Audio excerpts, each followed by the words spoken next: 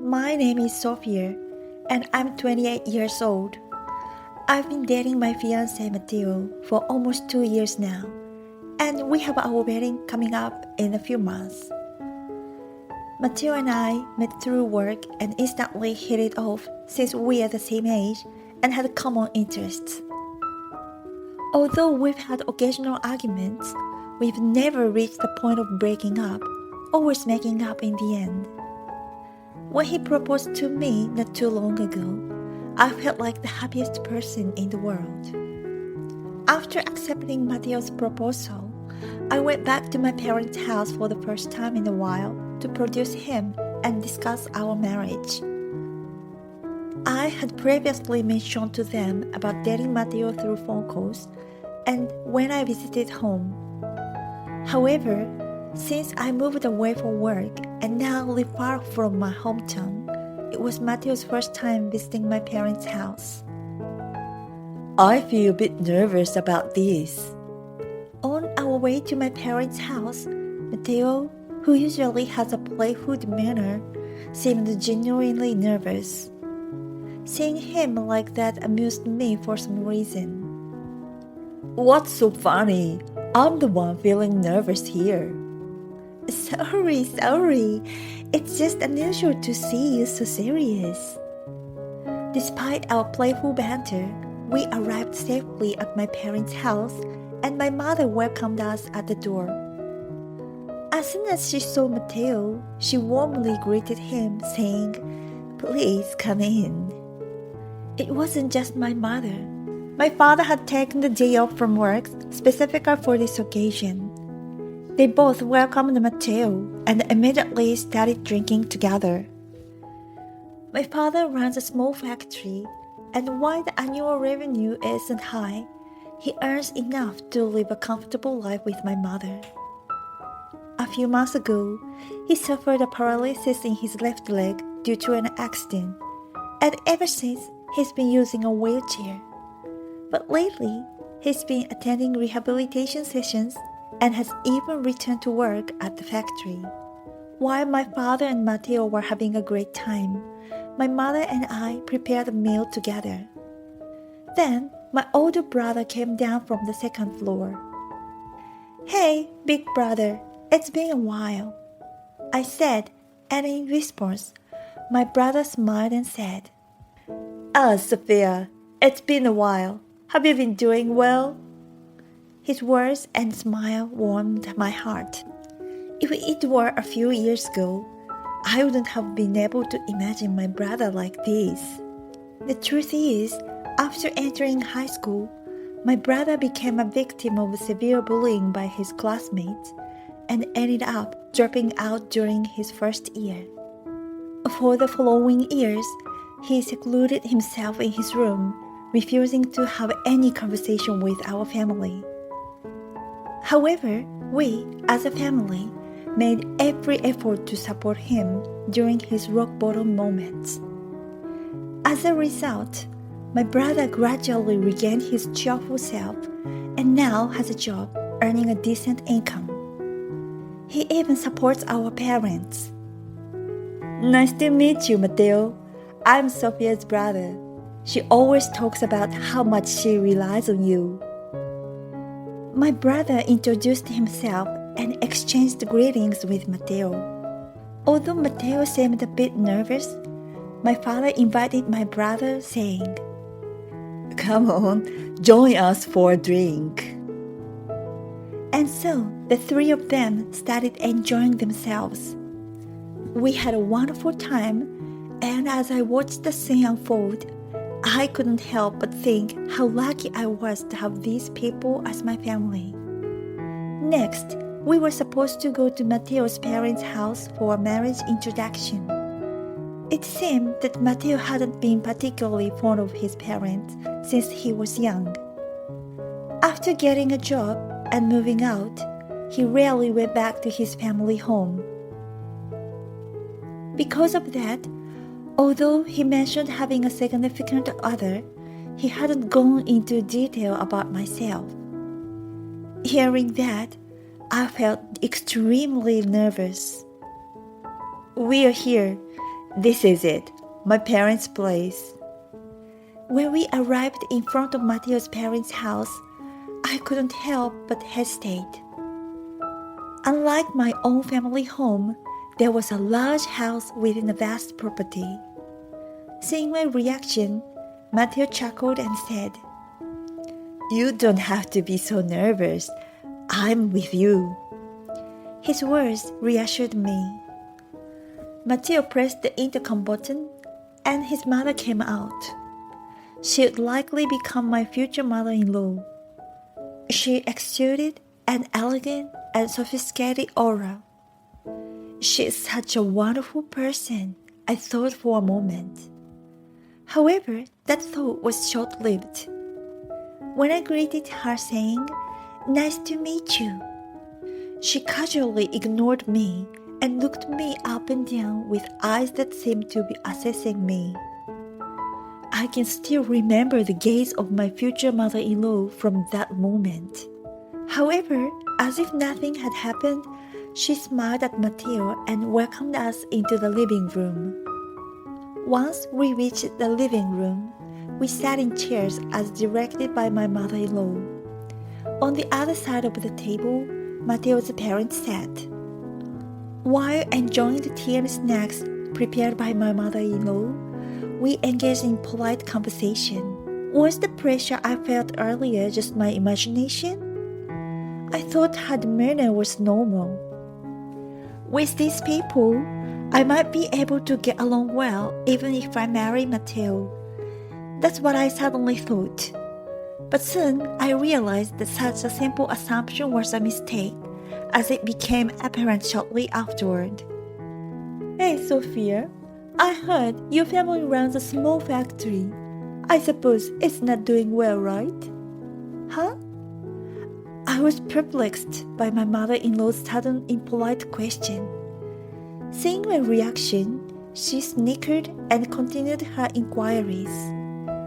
"Do you have any savings? And I heard you and my son met through work, but you are employed at different companies, right? I've never heard the name of the company you work for. And if you can't even save properly, well..." Joining in, my father-in-law laughed and threw similarly rude questions while chuckling. Faced with such in-laws, all I could do was respond with a smile. Although Mateo warned his parents a few times about their rudeness, they turned a deaf ear. In middle school, I didn't join any clubs and instead went to swimming school. When choosing a high school, I purposely picked one that had a swimming team.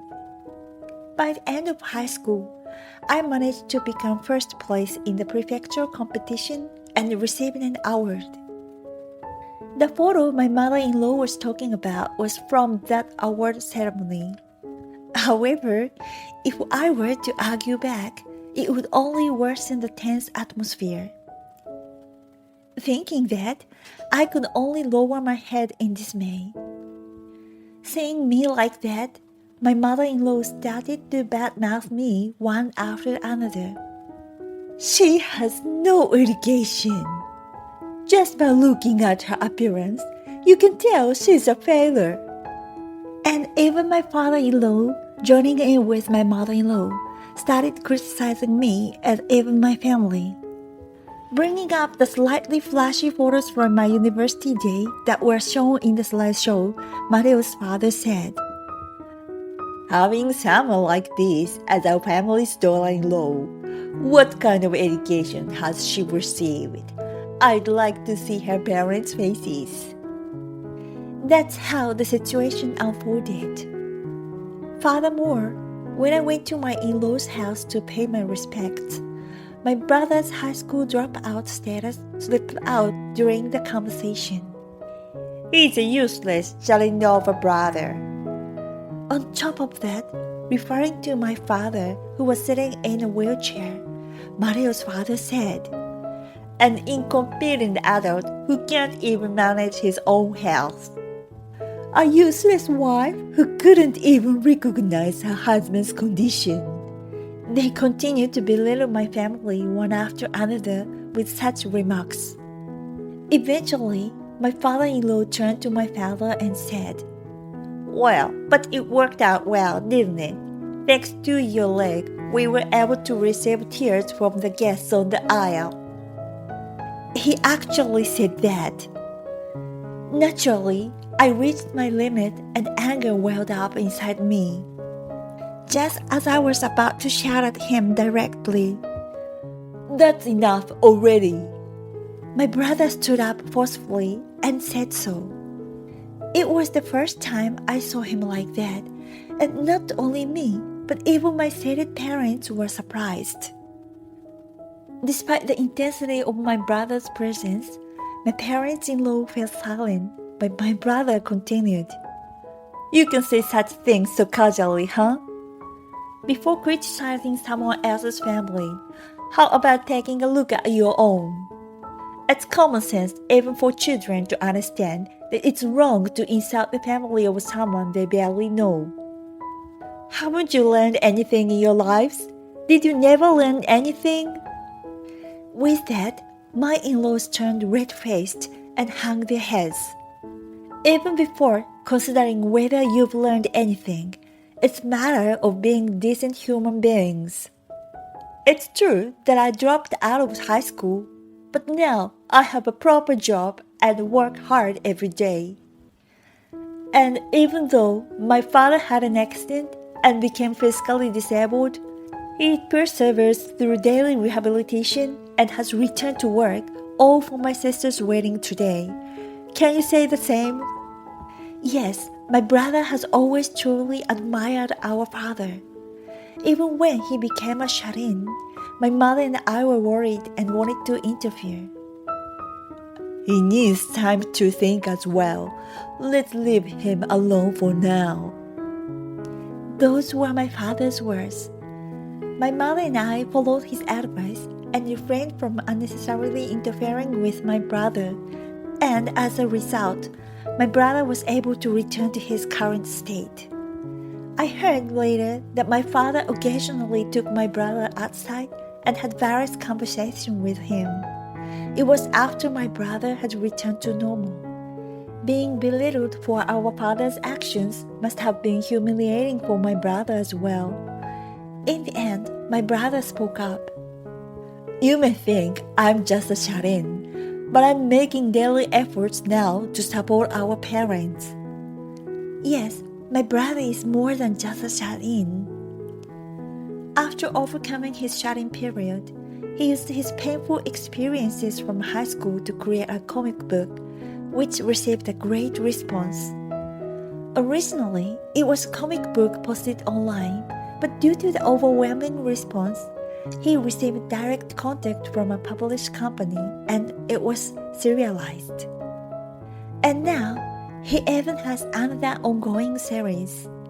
Upon hearing this, Mateo's cousin spoke up. "Is it possible that you are Elijah?" When my brother nodded bashfully, "I've actually been going through a tough time, but thanks to that comic book, I gained courage. Can I have your autograph?" Saying that, he rushed towards my brother. Seeing that, tears welled up in my eyes as well. Without even realizing it, I ran towards my brother and shouted, "I won't become a part of family that belittles my loved ones. No, I don't want to." Then Mateo spoke to me. "Don't worry about the wedding. Leave it to me." I nodded at his words and took my brother's hand, leaving the venue. Shortly after, my mother hurriedly followed, pushing my father's wheelchair. The unusual sight must have appeared to others. But my family and I were all laughing. "I messed up." He said that and laughed loudly. "Oh my, I was so surprised. Absolutely." Saying that, both my father and mother were also laughing. The wedding venue was probably in complete chaos. But right now, we couldn't afford to think about such things. I made the decision to protect my beloved family. I didn't have even a millimeter of regret. I'm sorry it turned out like this. When I said that, my family reassured me, saying, "Don't worry about it. I'm glad I was born into this family." I truly felt that from the bottom of my heart. A few days later, Mateo visited my house. I've cut ties with my own family. He said it with a refreshing smile on his face. Yes, Mateo chose me and my family over his own. So, if Sophia is willing, would you marry me? Seeing Mateo smile blushfully like that, I couldn't help but feel overjoyed, and tears naturally welled up in my eyes. Likewise, please take care of me. Saying that, I embraced Mateo. Mateo became a son-in-law in my family. On the other hand, Mateo's parents have been abandoned by their relatives and virtually ostracized since the day of his wedding. Mateo and I continue with our respective jobs, but when my parents retire, we plan to take over the family factory together. For now, my brother takes care of our parents. Regularly, Mateo and I return to my parents' house, and each time we spend time filled with smiles.